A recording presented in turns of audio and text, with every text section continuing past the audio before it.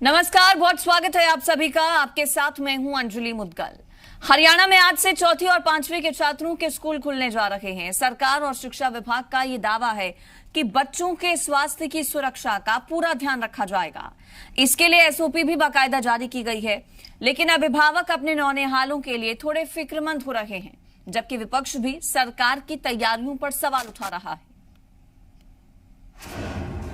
Corona की तीसरी लहर की आशंका, स्कूलों में बढ़ेगी छात्रों की चहलकदमी, बच्चों के लिए फिक्रमंद हुए अभिभावक, सरकार का मुकम्मल तैयारी का दावा, विपक्ष को सरकार के दावों पर ऐतराज। हरियाणा में कल से चौथी और पांचवी के बच्चों की क्लासेस शुरू हो रही हैं। इसके लिए सरकार हर स्तर पर तैयारी पूरी होने का दावा कर रही है, तो उधर शिक्षा विभाग भी कोविड नियमों का सख्ती से पालन किए जाने का भरोसा दे रहा है। हाँ, तैयारियों के मामले में हमें जो भी निदेशालय से गाइडलाइन मिली है, जो एसओपी की पुराने नॉर्म, हमारे जो पहले 6 से 12 के स्कूल खुले हुए हैं, वही एसओपी के नॉर्म हमें इसमें अपनाएंगे। लाइक जैसे कि बच्चों के अंदर सोशल डिस्टेंस भी रखना है, एक टेबल के ऊपर एक चेयर के ऊपर एक बच्चे को रखना है, और इसी के साथ में बच्चे के अभिभावक से भी हमें सहमति पत्र भी लेना है। सरकार और शिक्षा विभाग नौनिहालों की सुरक्षा के दावे कर रहा है, लेकिन विपक्ष इस दावे पर यकीन करने को तैयार नहीं है, जबकि बच्चों के अभिभावक भी बच्चों के स्वास्थ्य की सुरक्षा को लेकर थोड़े आशंकित हैं। ठीक है, अखबारों में भी आ रहा है कि अब शायद थर्ड वेव में भी डेंजरस फॉर चिल्ड्रन, तो उसका बहुत सब एक्सपर्ट से एडवाइस नहीं करेंगे काम करना चाहिए। और स्कूल खोले तो डिस्टेंसिंग कैसे मेंटेन होगी, बच्चों की कैसे मतलब होगा, सारे प्रिकॉशन लेना जरूरी है। स्कूल ओपन कर दिए, कई पेरेंट्स ऐसे हैं अनएजुकेटेड जो अपने बच्चों को पढ़ा नहीं सकते घर पे बैठ के, तो इससे अच्छा है कि वहाँ पे जाएंगे, कुछ ना कुछ सीखेंगे। यहाँ पे तो ये है कि बच्चे या तो बाहर घूमेंगे, खेलेंगे, ज़्यादा इस चीज़ पे ज़्यादा उनका कंसंट्रेशन रहता है, पढ़ाई पर उनका कंसंट्रेशन रहता नहीं है। चौथी और पांचवी के छात्रों के क्लासेस के लिए कई गाइडलाइंस जारी की गई हैं। छात्रों के लिए जहां अभिभावकों की सहमति जरूरी है, वहीं हर दिन बच्चों के स्वास्थ्य का रिकॉर्ड रखना भी अनिवार्य किया गया है। लेकिन बड़ा सवाल अब भी बरकरार है कि कोरोना की तीसरी लहर के बीच छोटे बच्चों के स्कूल खोलने का फैसला कितना सही है। साक्षी शर्मा के साथ ब्यूरो रिपोर्ट, जी मीडिया। हरियाणा में छठी से 12वीं तक के बच्चों के स्कूल खुलने के बाद आज से चौथी और पांचवी के भी स्कूल खुलने जा रहे हैं। चौथी और पांचवी के बच्चों के स्कूल करीब 1.5 साल बाद खुल रहे हैं। स्कूल में बच्चों का तापमान 2 बार चेक किया जाएगा। रिकॉर्ड शिक्षा विभाग को भेजा जाएगा। जिला शिक्षा अधिकारी ने बताया कि इस बार सभी सरकारी स्कूलों को ऑक्सीमीटर उपलब्ध करवाए जा रहे हैं, जिससे स्कूल प्रबंधन समय समय पर बच्चों का ऑक्सीजन लेवल भी चेक करेगा। हरियाणा शिक्षा विभाग ने सभी स्कूलों को कोरोना नियमों का सख्ती से पालन करने के निर्देश दिए हैं। अंबाला में भी सभी सरकारी और प्राइवेट स्कूलों को नियमों की जानकारी और जरूरी एसओपी भेज दी गई है। हालांकि अभिभावक थोड़े फिक्रमंद जरूर हैं। अभिभावकों ने स्कूल प्रबंधन से बच्चों को पूरा ख्याल रखने की अपील की है। हमारे जो है पहले स्कूल 6 से 12 के ऑलरेडी खुले हुए हैं, और सारी जो एसओपी हैं, गाइडलाइंस हैं डिपार्टमेंट्स की, वो फॉलो की जा रही हैं। पहले एसओपी हमारी हैं डिपार्टमेंट्स के, जो दिशा निर्देश गए हैं वही सारे हमने फॉलो करने हैं। 50% बच्चे आएंगे और एक डेस्क पे एक बच्चा बैठेगा और पानी की बोतल अपनी लेके आएगा। मास्क, थर्मल गन में जो मीटर्स है, टेम्परेचर बच्चे का नोट करना, ये सारा कुछ नोट किया जाएगा और अफसर ऐप पे अपलोड किया जाएगा। सिरसा में भी स्कूलों को खोलने की तैयारी हो चुकी है। 1 सितंबर यानी कि आज से चौथी और पांचवी क्लास के छात्र स्कूल पहुंचेंगे। इसके मद्देनजर स्कूल प्रबंधन की तरफ से कोरोना से बचाव संबंधी प्रोटोकॉल की तैयारी कर ली गई है। सैनिटाइजेशन और फेस मास्क की उचित व्यवस्था के साथ सोशल डिस्टेंसिंग पर खास जोर रहेगा। जी मीडिया ने भी स्कूलों में पहुंचकर तमाम तैयारियों का जायजा लिया।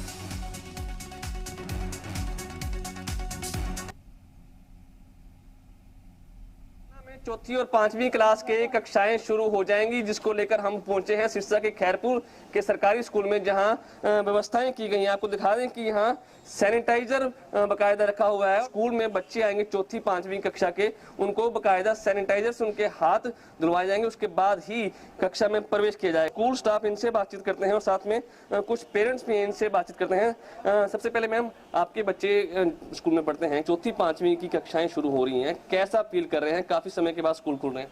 एक तो बच्चे अगर स्कूल में कंटिन्यू आएंगे तो डिसिप्लिन मेंटेन होता है, और एक मोबाइल से अगर वो ऑनलाइन क्लासेस लगाते हैं तो उससे उनकी आईज पे बहुत बुरा इफेक्ट पड़ता है और उनके माइंड पे भी सही इफेक्ट नहीं पड़ता।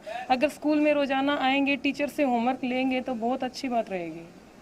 कोरोना की जो दूसरी लहर है काफी खतरनाक उसने रूप धारण किया था। हालांकि अब कोरोना कुछ डाउन हुआ है। सिरसा जिले की बात करें या हरियाणा की बात की जाए, कोरोना की तीसरी लहर आ सकती है, तो इसके बचाव के लिए क्या प्रयास करेंगे? और सर, सबसे पहले तो ये है कि हमने एज अ पेरेंट्स होने के नाते जो है वैक्सीनेशन करवा लिया है अपने बच्चों की सेफ्टी और सिक्योरिटी को देखते हुए।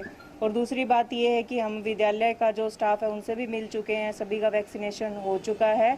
और विद्यालय में भी हम जाकर आए हैं तो हमने देखा है कि सभी जो सुविधाएं हैं वो वहाँ पर सैनिटाइजेशन की वो उपलब्ध करवाई गई हैं, और एक प्रॉपर सोशल डिस्टेंसिंग के तहत हमारे बच्चे बैठेंगे तो हमें बहुत अच्छा लग रहा है। तो साफ तौर पर कोविड की जो नियम है उनकी पालना करने के निर्देश पेरेंट्स और खुद अपना रहे हैं, और साथ साथ स्कूल प्रशासन से भी अपील कर रहे हैं कि कोविड की जो नियम है उनकी पालना करें। स्कूल संचालक हमारे साथ हैं, इनसे पूछते हैं चौथी पांचवी की, और क्या कुछ आप फॉलो कर रहे हैं कोविड के नियमों की पालना के लिए? कोविड के नियमों की पूरी रूप से एसओपी के अंतर्गत जो नियम बताए हैं उसकी हम पूर्ण रूप से पालना कर रहे हैं।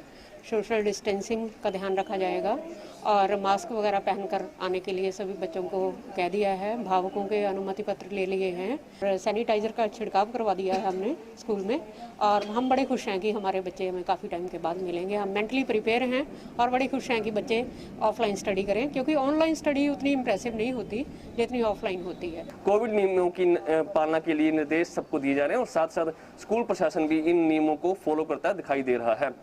विजय कुमार, जी मीडिया, सिरसा। हिमाचल प्रदेश के डिग्री कॉलेजेस में आज करीब 5 महीने बाद नियमित कक्षाएं लगना शुरू हो जाएंगी। मार्च में कुछ समय के लिए कॉलेज खुले थे, लेकिन कोरोना संक्रमण के मामले बढ़ने पर सरकार ने अप्रैल से कॉलेजेस को बंद कर दिया था। अब एक बार फिर से शिक्षा विभाग और स्वास्थ्य विभाग की एसओपी के मुताबिक कॉलेजेस में फिर कक्षाएं लगना शुरू होंगी। एक कमरे में सोशल डिस्टेंसिंग का पालन करते हुए सिर्फ 50% विद्यार्थियों को ही बैठाया जाएगा। विद्यार्थी ज्यादा होने की सूरत में अन्य कमरों में बैठाकर कक्षाएं लगाई जाएंगी। थर्मल स्क्रीनिंग के बाद ही विद्यार्थियों और शिक्षकों, गैर शिक्षकों को प्रवेश मिलेगा। फेस मास्क पहनना अनिवार्य रहेगा। हर कॉलेज विद्यार्थियों की संख्या के मुताबिक टाइम टेबल तय करेगा। सीएम मनोहर लाल ने कांस्य पदक जीतने पर खिलाड़ी शरद कुमार को ट्वीट कर बधाई दी। उन्होंने लिखा कि भारत के बेटे शरद कुमार ने पैरालंपिक्स में हाई जंप में कांस्य पदक जीतकर देश के नाम को 4 चांद लगाए हैं।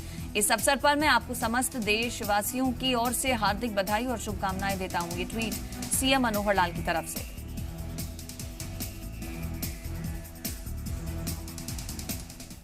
टोक्यो पैरालंपिक्स की शूटिंग स्पर्धा में फरीदाबाद के सिंहराज ने ब्रॉन्ज मेडल जीता। उन्होंने पुरुषों के 10 मीटर एयर पिस्टल SH1 के फाइनल में तीसरा स्थान हासिल किया। सिंहराज की उपलब्धि पर उसके परिजन खुशी से झूम उठे और देशवासियों को बधाई दी गई। सिंहराज के छोटे भाई ने बताया कि उनके परिजन इतने खुश हैं कि इस खुशी को शब्दों में बयां नहीं किया जा सकता।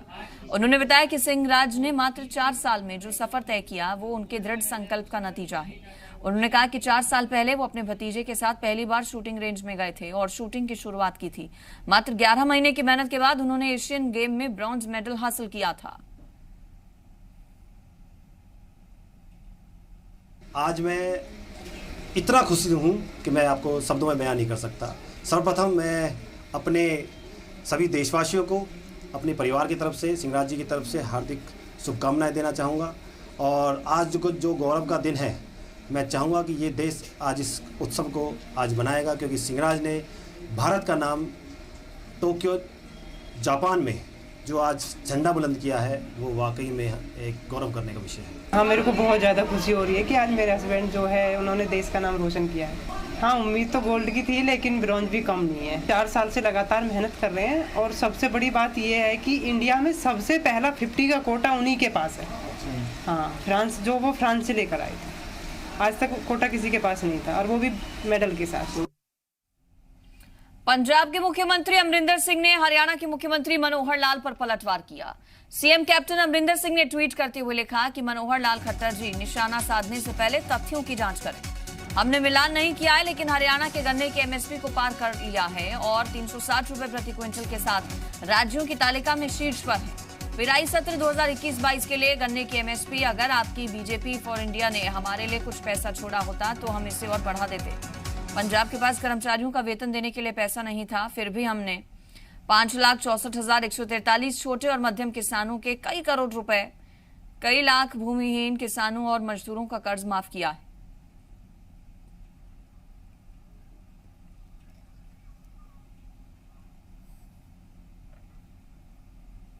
हरियाणा कांग्रेस नेताओं के एक प्रतिनिधिमंडल ने राष्ट्रीय मानवाधिकार आयोग से दिल्ली में मुलाकात की।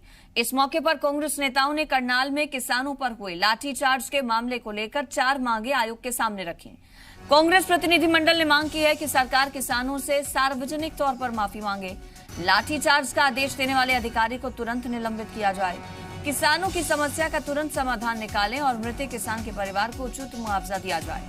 कांग्रेस के प्रतिनिधिमंडल में हरियाणा कांग्रेस प्रभारी विवेक बंसल, हरियाणा कांग्रेस अध्यक्ष कुमारी शैलजा, इसके अलावा कांग्रेस के राज्यसभा सांसद दीपेंद्र हुड्डा और वरिष्ठ कांग्रेसी विधायक किरण चौधरी और पूर्व मंत्री कैप्टन अजय यादव भी शामिल थे।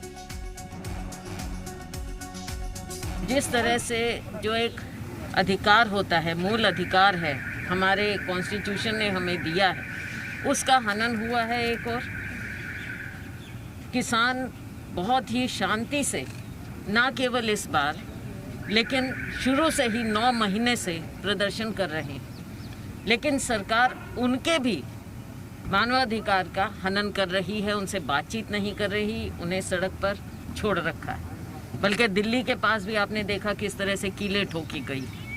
तो किसानों से भी बातचीत नहीं। हमने इनसे गुहार की है कि लोकतंत्र में ये एक अधिकार है कि वो अपनी बात को रखें। हरियाणा कांग्रेस के विधायकों ने पूर्व सीएम भूपेंद्र सिंह हुड्डा की अगुवाई में करनाल में किसानों पर हुए लाठीचार्ज और जमीन अधिग्रहण बिल में संशोधन के संबंध में राज्यपाल को ज्ञापन सौंपा, जिसमें कांग्रेस ने मांग की है कि करनाल लाठीचार्ज मामले की सिटिंग जज से न्यायिक जांच कराई जाए। उन्होंने चंडीगढ़ में मीडिया से बातचीत में सरकार के 2500 दिन के कार्यकाल पर जश्न मनाए जाने पर भी सवाल उठाते हुए आरोप लगाया कि प्रदेश बेरोजगारी में नंबर 1 है। में लाठीचार्ज हुआ किसानों पर, जो शांति के ढंग से प्रोटेस्ट कर रहे थे, और बगैर उसके इस प्रकार से लाठीचार्ज किया गया, तो इस वास्ते हमने मांग की कि जुडिशियल इंक्वायरी की जाए और उसमें तो सिटिंग हाई कोर्ट के द्वारा या रिटायर्ड हाई जज के द्वारा वो हेड हो, और उसमें सारी बात जो है उसकी इंक्वायरी होके जो भी दोषी हैं उनको कड़ी से कड़ी सजा दी जाए। हरियाणा बीजेपी के पूर्व प्रदेश अध्यक्ष सुभाष बराला ने किसान आंदोलन को लेकर बड़ा बयान दिया। उन्होंने कहा कि कृषि कानून अभी स्थगित हैं, लेकिन उसके बाद भी लोग दिल्ली बॉर्डर्स पर बैठे हैं। ये सवाल जरूर होना चाहिए कि इसके बाद भी वो धरने पर क्यों हैं। साथ ही बराला ने कहा कि पंजाब कांग्रेस अध्यक्ष के ताजपोशी के दिन सुनील जाखड़ ने खुद कहा था कि ये उनके सीएम की चतुराई थी कि आंदोलन दिल्ली और हरियाणा की मोड़ पर दिया जाए। घटनाक्रम को देखेंगे, जब पंजाब के कांग्रेस पार्टी के अध्यक्ष की ताजपोशी हुई थी सिद्धू साहब की, उसमें उनके पूर्व अध्यक्ष पंजाब के जाखड़ साहब ने मंच से एक बात कही थी कि ये कैप्टन साहब की चतुराई है कि इन्होंने चतुराई से जो आंदोलन आज पंजाब में होना था उसको हरियाणा और दिल्ली में शिफ्ट किया। ये हम लोग जो बात कह रहे हैं या मुख्यमंत्री जो बात कह रहे हैं, वो उन लोगों ने जो स्वीकार की है, खुद से स्वीकार की, और जो उन्होंने किया है वही बात केवल हम लोग दोहरा रहे हैं। इसलिए सिरसा में किसान नेता राकेश टिकैत ने करनाल में किसानों पर हुए लाठीचार्ज मामले में आरोपी अधिकारी के खिलाफ 302 का मुकदमा दर्ज किए जाने की मांग की है। टिकैत ने कहा कि मुख्यमंत्री किसान आंदोलन का केंद्र हरियाणा को बनाना चाहते हैं ताकि किसान बॉर्डर छोड़कर आ जाएं। टिकैत ने दुष्यंत चौटाला को भी नसीहत दी कि बीच में ना पड़े। टिकैत ने कहा कि दुष्यंत चौटाला तो दिन काट रहे हैं, उनकी फाइल सरकार ने दबा रखी है। आंदोलन का ही है, उसकी ये है कि जो अधिकारी जिसने करा है मुख्यमंत्री, इन पर 302 का मुकदमा हो, क्योंकि लोगों की हत्या भी हुई है और चोट भी लगी है।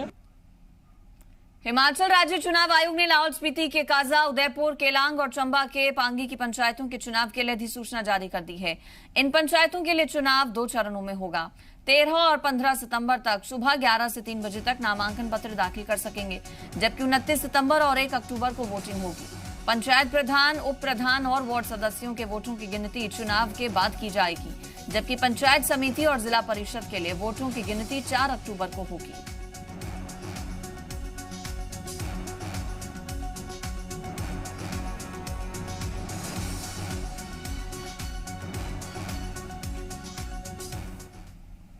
हिमाचल में कोरोना वैक्सीनेशन से जुड़ी उपलब्धि पर बीजेपी के राष्ट्रीय अध्यक्ष जेपी नड्डा ने जयराम सरकार की सराहना की। उन्होंने ट्वीट करके लिखा कि हिमाचल देश का पहला ऐसा राज्य बन गया है जिसके हर वयस्क नागरिक को कोरोना वैक्सीन की पहली डोज लगाई जा चुकी है। मैं इस उपलब्धि के लिए हिमाचल प्रदेश की जनता और सरकार को बधाई देता हूं। आदरणीय प्रधानमंत्री जी के नेतृत्व में हरियाणा भारत का टीकाकरण अभियान दुनिया में सबसे तेज है। और कोविड वैक्सीन की पहली डोज लगाने के मामले में 100% वैक्सीनेशन का लक्ष्य हासिल करने वाला हिमाचल प्रदेश देश का पहला राज्य बना है। प्रदेश की इस उपलब्धि पर पीएम मोदी 6 सितंबर को प्रदेश की जनता को संबोधित करेंगे। हिमाचल के सीएम जयराम ठाकुर ने इस बाबत मीडिया से जानकारी साझा की। सरकार ने 18 साल और उससे ज्यादा उम्र के 53.77 लाख लोगों को वैक्सीन लगाने का लक्ष्य रखा था, जिसे पार करते हुए 54,66,292 लोगों को वैक्सीन की पहली डोज लगाई जा चुकी है। अब नवंबर तक दूसरी डोज लगाने का लक्ष्य है। पूरे हिमाचल प्रदेश को हमने जो एलिजिबल कैटेगरी हमारी थी वैक्सीन के लिए, उसको सैचुरेशन पर लाया है, यानी कि उसको पूर्ण करने की स्थिति में हम पहुंचे हैं। ये जानकारी जब प्रधानमंत्री जी को मिली है, स्वाभाविक रूप से वो इस बात को सुन करके प्रसन्न भी थे और उन्होंने मुझे कहा कि मैं वर्चुअली कनेक्ट होकर के सभी हिमाचल वासियों को भी बधाई दूंगा। और इसलिए हमने लगभग टेंटेटिव से डेट अब 6 तारीख की उसमें लगभग आ रही है। हिमाचल में सेब पर सियासत लगातार सरगर्म है। सेब के घटते दामों के चलते राज्य के बागवान पहले ही हिमाचल सरकार से दखल की मांग कर चुके हैं। इसी को लेकर मंगलवार को बागवान शिमला के काली बॉडी हॉल में एकजुट हुए और संयुक्त किसान मंच का गठन करके आगे की रणनीति तैयार की गई। सरकार से सेब पर एमएसपी तय करने की मांग की गई। इस दौरान बैठक में कांग्रेस विधायक विक्रमादित्य सिंह और सीपीआईएम विधायक राकेश सिंघा समेत कई किसान नेता और बागवान मौजूद रहे।